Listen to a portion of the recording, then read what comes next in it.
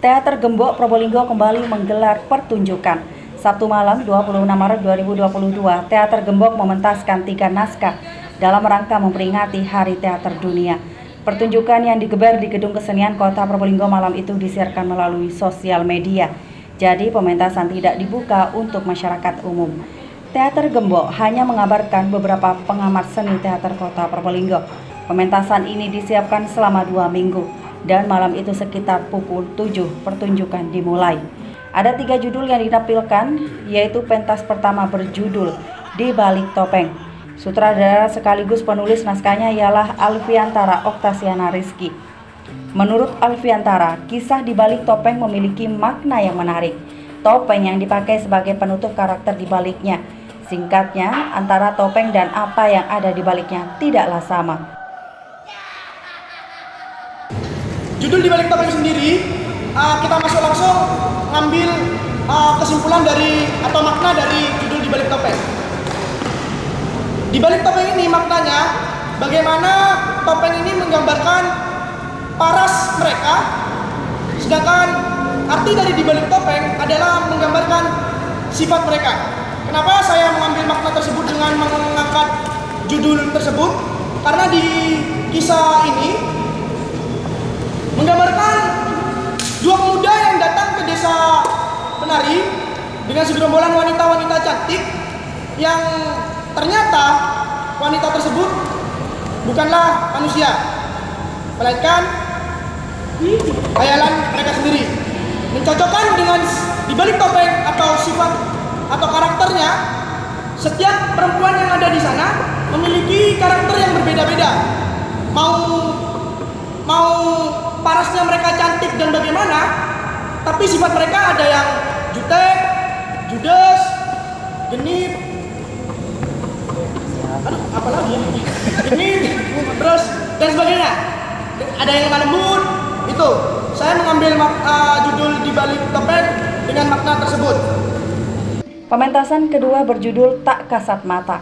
Sutradara dan penulisnya ialah Deva Berta Alvaro. Sebagai penulis cerita, ia menuturkan Tak Kasat Mata adalah pertunjukan dengan genre horor.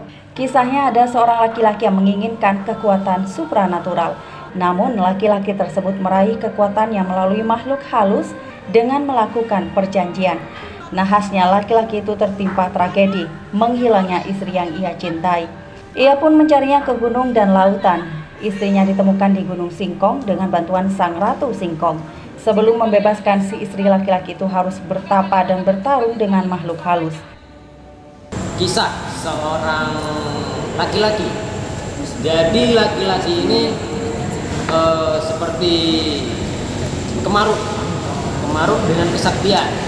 Jadi dia menghalalkan segala cara supaya bisa mendapatkan kesaktian yang diinginkan.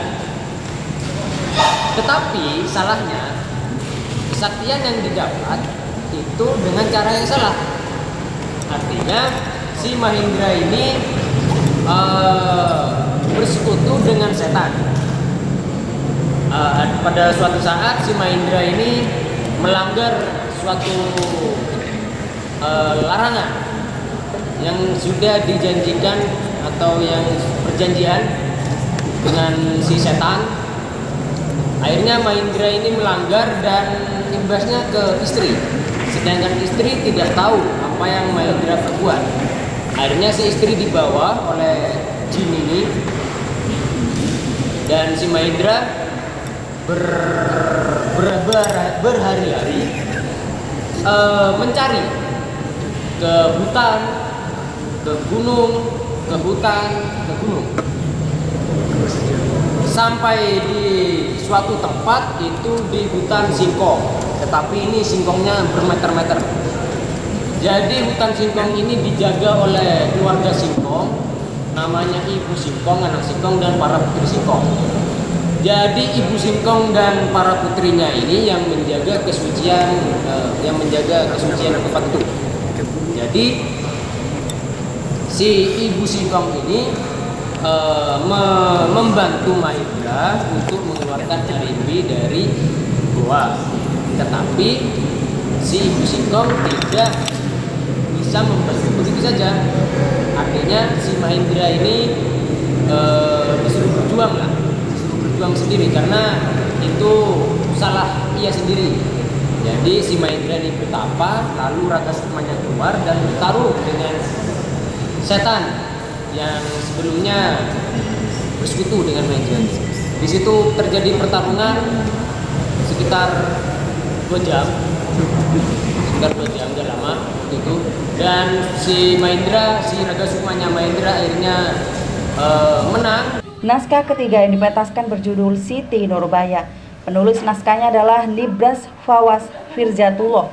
Ia juga turut menceritakan kisah Siti Nurbaya yang ia ambil dengan latar waktu 90-an. Menurutnya Siti Nurbaya adalah seorang wanita dengan segudang mimpi. Namun wanita Malang itu terhalang oleh adatnya bahwa seorang wanita hanyalah memiliki kodrat mengurus rumah tangga. Siti Nurbaya dijodohkan dengan seorang saudagar kaya yang keji. Tentu saja Siti Nurbaya menolak perjodohan itu karena ia memiliki firasat bahwa saudagar kaya itu adalah yang membunuh ayahnya. Siti Nurbaya pun terus mencari bukti. Saudagar kaya itu mulai geram dan khawatir. Ia pun membunuh Siti Nurbaya dan menjadikannya seolah tragedi bunuh diri. Nurbaya adalah kisah yang berlatar belakang pada tahun 90-an. Nurbaya merupakan seorang wanita yang pemberani dan memiliki mimpi yang besar. Akan tetapi karena adat keluarga besar Nurbaya menolak kekasihnya, yaitu Samsul Bahri, dan dia dijodohkan oleh saudagar asli Minang, yaitu Tuan Marigi. Namun Nurbaya tetap bersikukuh tidak ingin dijodohkan. Tuan Marigi yang sudah terlena oleh Nurbaya berusaha keras agar Nurbaya menjadi istrinya hingga melakukan cara licik, yaitu memfitnah ayah Nurbaya. Sulaiman, nama ayah Nurbaya itu Sulaiman, dan itu dipenjara. Nurbaya pun curiga dan mengumpulkan semua bukti tentang Tuan Marigi ini. Marigi mengetahui rencana itu dan murka kepada Nurbaya. Akhirnya Nurbaya dibunuh oleh suruhan Marigi. Samsul Bahri tidak terima dan meneruskan pencarian Nurbaya mengenai kejahatan-kejahatan Marigi, dan akhirnya Marigi dipenjara. Pasca pementasan digelar sarasehan, semua tim produksi dan penonton duduk melingkar. Ketiga sutradara kemudian bergiliran menceritakan kisah dari masing-masing karyanya. Beberapa pengamat teater yang sudah senior menimpali dan memberikan komentar terkait pertunjukan teater Gembok. Maulana Hamzah, salah satu pegiat teater senior dari Teater Embrio, menyatakan sangat senang bisa kembali menyaksikan pertunjukan teater. Hamzah menyadari budaya dari generasi ke generasi memanglah berbeda. Namun hal itu jangan sampai melengahkan pemuda untuk terus meningkatkan kreativitas seni pertunjukan. Mungkin boleh budayanya beda. Saya budaya prosesnya sama Mas Abdu ini beda dengan kalian, boleh beda. Tetapi intensitas latihan itu jangan sampai kurang, jangan sampai beda. Artinya apa? Kalau ndak enak dipandang, misalkan proses apapun, naskah apapun, misalkan kalau tidak enak dipandang, ya mesti ditegur, ya mesti di-cut, ya mesti diulangi, seperti itu. Nah, jangan membedakan budayanya sudah beda, prosesnya beda, jangan. Mungkin hanya waktu saja yang beda. Dulu di zamannya saya sama Mas Abdu, ya mungkin tidak ada HP-HP Android seperti ini. Seperti itu. Cuman budaya proses harus tetaplah full time. Jadi harus giat bener. Kemudian ada Syamsul Hidayat, pengamat teater lainnya. Sebagai penyuka teater, ia menyarankan kepada teater Gembok agar tidak hanya fokus menjadi aktor dan aktris.